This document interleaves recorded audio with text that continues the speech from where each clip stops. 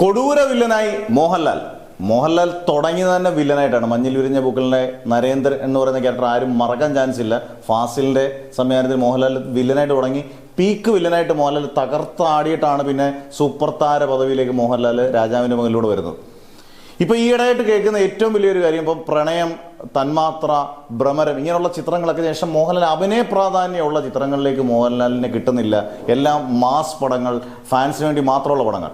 ഇപ്പം നമുക്ക് പ്രതീക്ഷയുള്ള ഒന്ന് രണ്ട് ചിത്രങ്ങൾ മോഹൻലാലിന്റെ പറഞ്ഞു കേട്ടപ്പോഴേ തോന്നിയത്, ഒന്ന് ദിലീഷ് പോത്തിന്റെ ചിത്രമായിരുന്നു, രണ്ട് ബ്ലസ്സിയുടെ ചിത്രമാണ്. ബ്ലസ്സിയുടെ ചിത്രം എപ്പം വന്നാലും മോഹൻലാലിനെ അഭിനയിച്ച് തകർക്കാനുള്ള സാധനമുണ്ട്.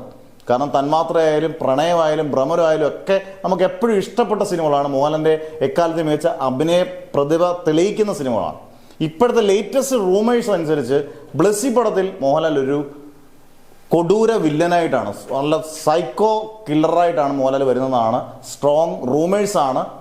ഇത് ശരിയാണെങ്കിൽ മോഹൻലാൽ തകർത്താടും. കാരണം വില്ലനിസത്തിൽ തുടങ്ങിയ ഒരാൾ ഏത് കഥാപാത്രം ചെയ്യും. പിന്നെ ഇപ്പോഴത്തെ മോഹൻലാലിന്റെ ഫേസും മാനസും ഒക്കെ വെച്ച് ചെയ്യുമോ എന്നുള്ളതൊക്കെ ചോദിച്ചു കഴിഞ്ഞാൽ, മോഹൻലാലിന് ഒരു കഥാപാത്രം കിട്ടിക്കഴിഞ്ഞാൽ മോഹൻലാൽ അത് സ്പോണ്ടേനിയസ് ആക്ടറാണ്, അറ്റ് ദി മൊമെന്റ് മോഹൻലാൽ ചെയ്യുമോ എന്നുള്ള സംശയം വേണ്ട. അങ്ങനെ വന്നാൽ ഒരു വേറെ വേർഷനിലുള്ള ഒരു ഇതുവരെയും മലയാള സിനിമ കാണാത്ത ഒരു ഗംഭീര കൊടൂര വില്ലനെ നമുക്ക് ബ്ലസ്സി പടത്തിലൂടെ അടുത്ത് തന്നെ കാണാം.